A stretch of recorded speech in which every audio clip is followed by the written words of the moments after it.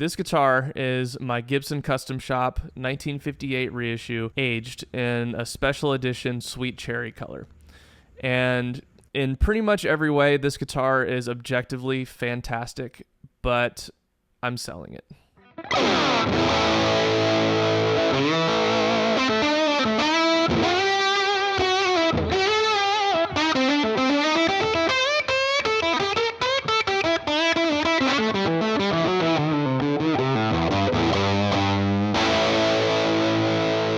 So, for reasons that I don't fully understand, I have kind of fallen out of love with this guitar, or a more accurate way to put it might be I never really fully bonded with it. You know, guitars are a funny thing where they're so tactile. You know, it's something that you touch, that you hold with both hands while you play it. It's such a visceral thing to play a guitar that it doesn't matter how objectively good of an instrument it is. There's this intangible quality that it has to have in order for you to fully connect with it and really want to pick it up and play it. When I bought this thing in November of 2022, Custom Shop Les Paul was at the very top of my bucket list guitars. Just, I wanted a custom shop so bad. I had had this guitar since I was 17 years old, which this is a non-custom shop 2007 Gibson Les Paul Classic 1960 reissue. And this thing was my number one guitar for the longest time. I learned so much on this guitar. This guitar taught me that deep down, if I had to choose one style of guitar to play for the rest of my life, it would be a Les Paul or a Les Paul styled guitar. And I love it to death, and I will never ever sell it. But over the years, I began to realize there were certain things about it that I didn't love. The number one thing being the neck. This has the really thin 60 slim taper neck, which I've kind of realized is not really my thing. I like a bigger, chunkier 50 style neck. The frets on it are a little bit lower than I like, and I've just done a lot of modifications to it, and it's just kind of, there's some things that are kind of janky about it, and it's maybe not the most solid gig-worthy guitar in the world, just because of what I've done to it. So between those things and just being a total nerd for vintage accuracy on a Gibson guitar, I had wanted a custom shop Les Paul for a long time. So once I was financially able to swing buying one of these, I went looking for the perfect custom shop Les Paul. And it came down to about three choices. I think there was a 57 reissue, a 59, and then this 58 reissue. And this one was the obvious winner in terms of tone. It just had more of everything. It just was livelier and bigger and bolder and brighter, and just all around better sounding than any of the other ones in the room. It's a super resonant guitar.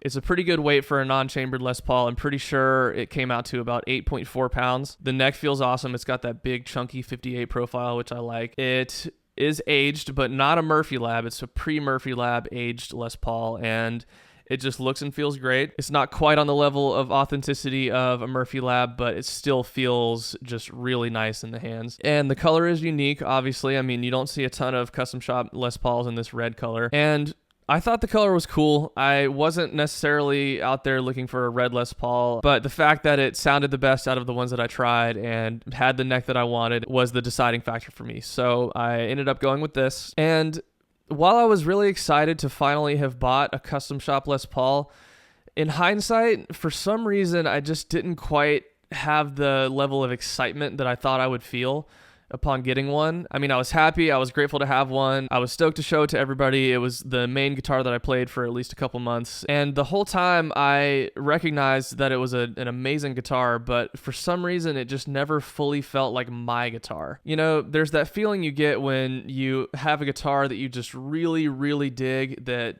just you connect with so much, and you can be looking at it from across the room and it just makes you go like, yeah, and you just want to go pick it up and play it. But this guitar just never quite had that for me for some reason. But I kept bringing it to gigs and still enjoying it, still grateful to have it, you know.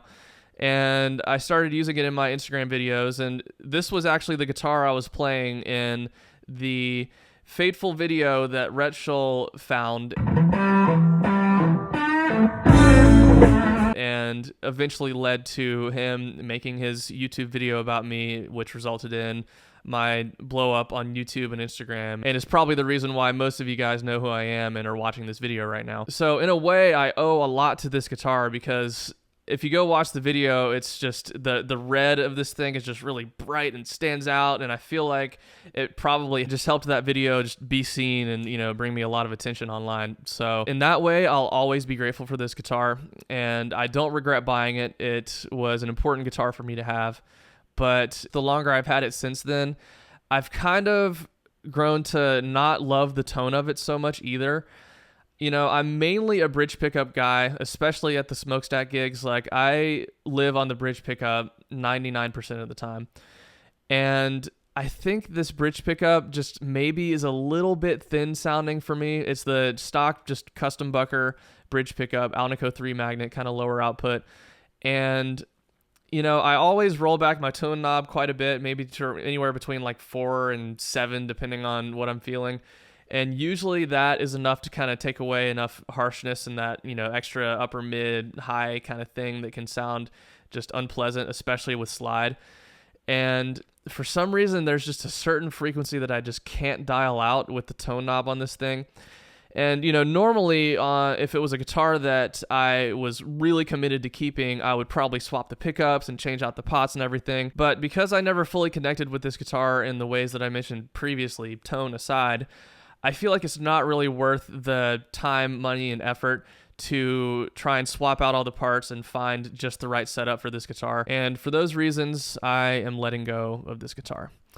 And sorry guys, I already have a buyer, so I unfortunately can't sell it to any of you. If somehow this deal falls through, then I'll let you guys know, but I'm already committed to selling it to someone else. So I do already have something in the works that will eventually take the spot of this guitar once it sells. And if you watched a recent video of mine, you might have an idea as to what it will be, but I'm going to keep it a secret until I receive it and I decide it's something that I do connect with and want to keep. So just keep on the lookout for that. It might be a few weeks or a couple months or something like that, but you guys will definitely know once it becomes part of the arsenal. So to conclude this video, I'm just going to play this thing for you guys one last time, and just wanted to say thanks so much for watching. If you could please like, comment, and subscribe, and click the bell notification icon, it would help me out a lot. So yeah, take it easy, and I will catch you guys next time.